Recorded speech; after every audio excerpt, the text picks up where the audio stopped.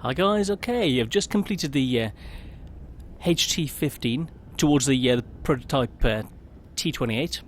So, this is the tank I used, the mouse again. It's just a beast.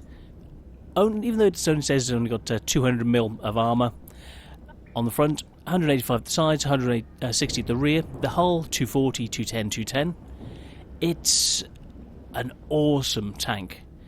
So, let's look at it a bit closer before we then get into the actual gameplay of getting the HT-15. Because of the gun similarities, I'm actually going to compare this in Tank Inspector with the IS-7, which was actually the first premium that I had back in the day when the IS-4 was actually the Tier 9, before they then messed around and improved the Russian tree.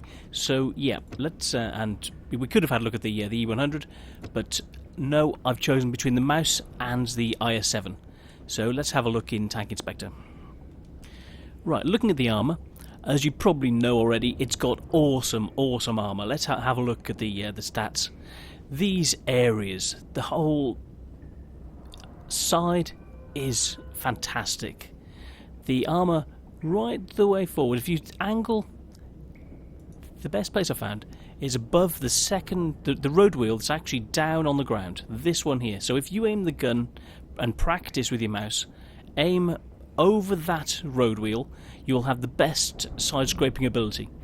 Which, if you're poking around the side of a building, your armour will be from around about 340mm going upwards. The cheeks are vulnerable. The lower areas, not so. So you want to be waggling the tank, which will then increase the arm protection of these areas, putting it up to close to 300 to 400. This side area 400, so you want to angle more. Change this from being a weak area to something that you can actually bounce with. So waggle the turret, make them miss. So if you're looking at them in this direction, the front, this area sadly is vulnerable, so you want to try and hide this area. People think this area is vulnerable, let them carry on, but it's actually very, very strong because of the angling and the thickness. The upper plate, very, very strong, until you come to this sort of area. As you see, along the seam, it's only about 250mm, which is vulnerable. So if you're going against this tank, this side, this triangle here, up at the top there, is vulnerable. This is where you want to be aiming. If you can't get the cheeks easily, this is where you want to hit. Sadly, it is a vulnerable spot in the mouse. So, let's compare it to the E75. E75, it's got that amazing turret. As you'll probably see in the replay, I was using HE because I knew, as he was hull down, I knew my shots weren't going to pen, so I was using HE to try and take him out of the battle, just do damage after damage, cause them problems, which worked and helped me to get to the total that I needed to get to the HT-15. So let's actually compare these two quickly. What happened there? Right. Penetration, 240mm to 250, so the penetration is almost the same. So that's why I chose the IS-7, because they've got very similar guns. DPM is 180 in it, so they're around about 2,000, 2,200 DPM, both very, very good. Maximum ammo is actually up, so this gives the mouse the edge in a protracted fight, that you can actually carry on banging out those shots. That's why I didn't mind firing off loads and loads of HE and just keep them spamming at the enemy and just keep them flying to be able to get those points to allow you to get towards the victory condition for the HT. Shell velocity, there or thereabouts. It's actually slightly faster than the IS-7, around about 900, 920 meters a second. Average damage, 1600. Average kill, 0.78, so anything over 0.75 is good, with the IS-7 being 0.79, so they're both very good tanks. Yeah, scouting, hiding, it's a building on tracks. You're not going to miss it, you know where it is. Accuracy, much more, well, about 10% better, or 5% better than the IS-7. Aim time, half a second faster, which is very noticeable between the two tanks. Aiming reticule, which is German engineering. The accuracy on traversing is far better. Hit rate is actually down, and I'm thinking that this is because people expect the German to be more accurate, so anyone who's driving an IS-7 knows that they've got to wait for that reticule to completely stop moving before they fire, which has given them an additional 7%. So the German, the mouse has got 50.6% hit rate. The IS-7, even though it's far less accurate in relative terms, that it's actually got almost a 58% chance of hitting. So that's because the IS-7 drivers have to aim because they know the gun is that much more inaccurate. Average experience, 394. WN8, 1329. So it's less than by 32 to the IS-7. So, okay. Average time in the battle, 5 3/4 minutes. Power to weight ratio, it's just huge. The IS-7 has only got 15. This has only got 9. It's just slow. You've got to do something about it.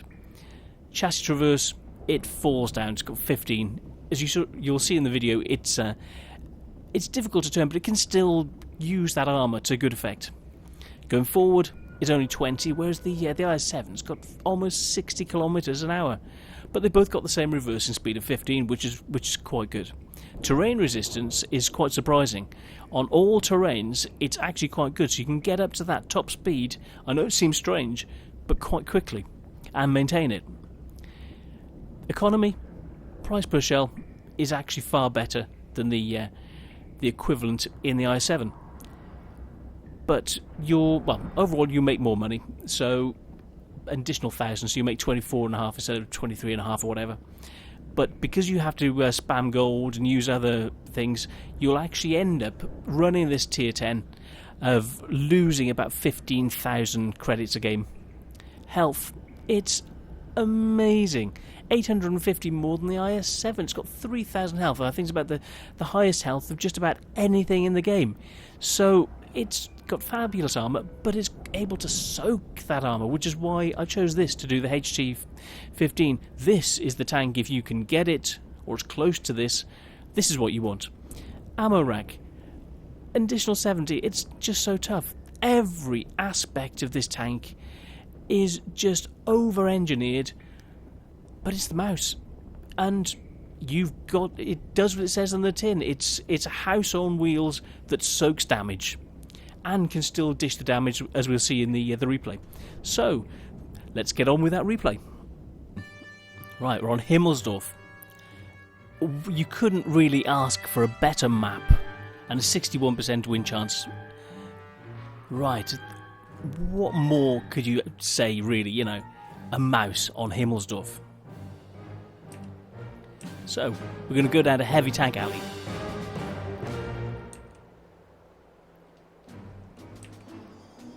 On this map, starting from this vantage point.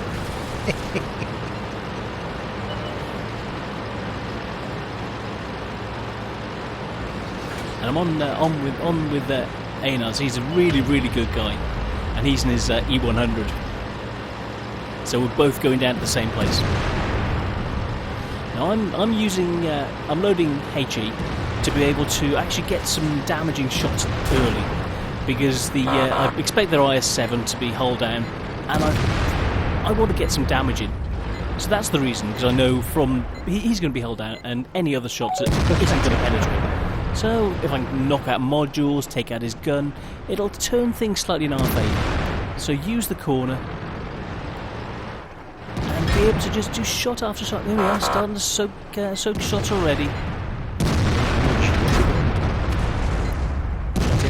Only a couple of hundred so far, 240. Been spotted. They're coming around that way. Fire as soon as you can. About 490 bounce so far. Just getting those shots in,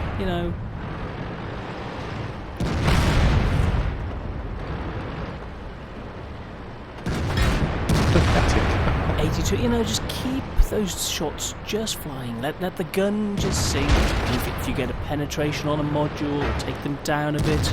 This is what you want to do, especially in this sort of position. They're hull down.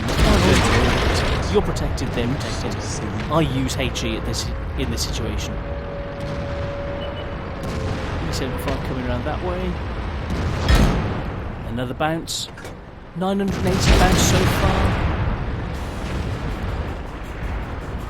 And shots in. 539 damage you've done. He's using HE. One bounce, one HE shot. Yet again. That's it. A little bit more damage, you know, coming up to, well, just over 800. E75 sneaking around that way. I've angled. Another bounce. So now we've bounced 1,500 damage so far. And done almost 1,000 of my own damage. This is just the perfect tank for doing this mission. And they're in base. But I'll do what I can here. I thought, well, So silly. and the T-42 can actually deal with it.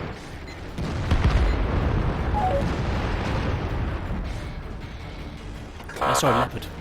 Wrong one. Someone called me a mouse gold noob. I'm not using gold, I'm using HE. What's he talking about? Oh dear, poor IS-8. Did I hurt him? Oh dear. I've done 3 shots, one of them's penetrated and done 708 damage, and he's whinging. And people say don't use HE. Well, I'm using HE in this situation because it works. So, 1,500 damage blocked, 1,200, almost 1,300 dealt. So coming around, I'm thinking, okay, well, they're too many going for the base. We've got heavy tank alley sorted. We've got the guys up on the hill, but they're just not doing a lot. And I think they've sadly let the rest of the team down. Just sat there doing nothing. Bounce another shot. Even that angle, the flush surface, he's still bouncing E75.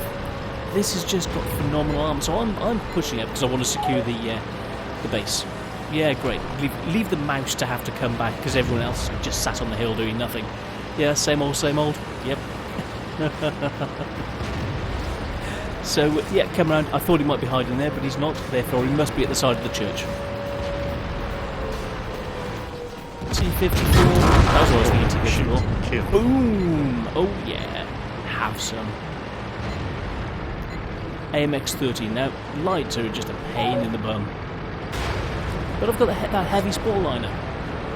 So I can just bump him. Like, nobody, there we go, just some more damage. You like this, boy. They're just hitting me. They're using APCs. They've got no other chance of penning. He's trying his best. I'm trying to ram up against the wall. Automatic fire extinguisher comes in very useful. More shots bouncing. So we've bounced almost 4,000 damage at this point. Dealt 2,000. They're just trying to sneak around me. Never underestimate. I'm trying to bounce more, keep them. I've tied 4 of their tanks, which at this point should have allowed the rest of my team to actually do something, but sadly, a lot of them didn't do quite as well as they could have done, let's say. So, just missed me taking out another tank there. 500 shot on the side. So E75 next.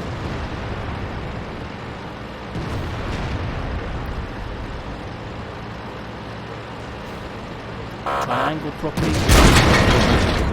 Shot in, but sadly he got a shot in through the track area. So that's a weak spot. As he knows. Whereas that lower plane actually isn't. So he's let's see where he shot. He's trying to get the track areas. And unluckily, I dove 20 short, because if I could have taken him out there, I could have totally changed the outcome of the battle.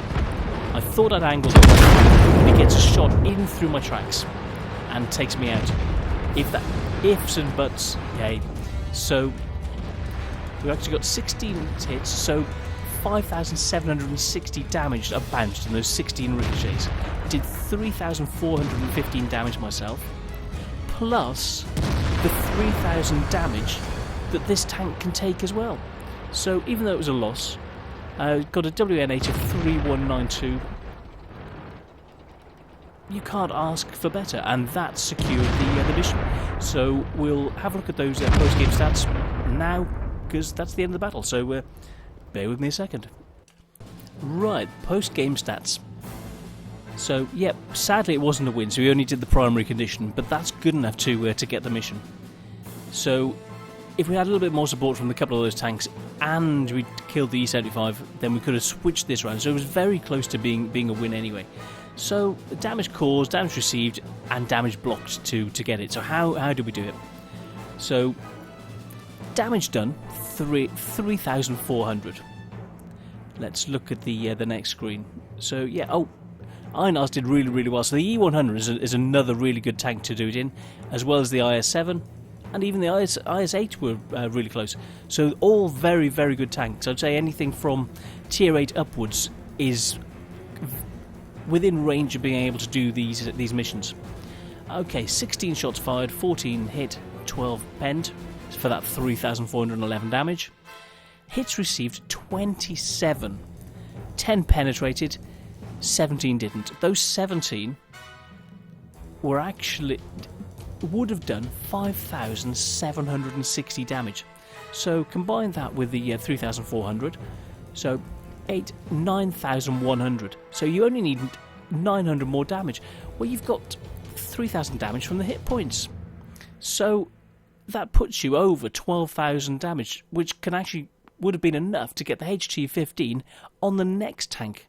So, this is a phenomenal tank to use for the HT-15s, and in itself, that's a great reason to have it, but it's a great fun tank. I like playing it. You can see by the number of games that I've got in it that I just thoroughly enjoy it. It's just a fun tank. It's the mouse. Oh yeah, I use a spore liner, which actually helps as well. So when you're bumping things like you saw in the replay, you do even more damage, and when they bump you, you take less. So yes, it's really, really good. So hopefully this has helped you to be able to get the mission, what to do. Hope you get Himmelsdorf, and I'm the Gaming Bear. So I hope you like what I do.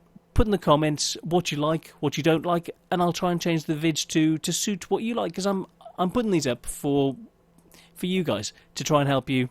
So yeah, see you soon, and I'll be putting more stuff up after I come back from Poland. So see you soon. Thanks, guys.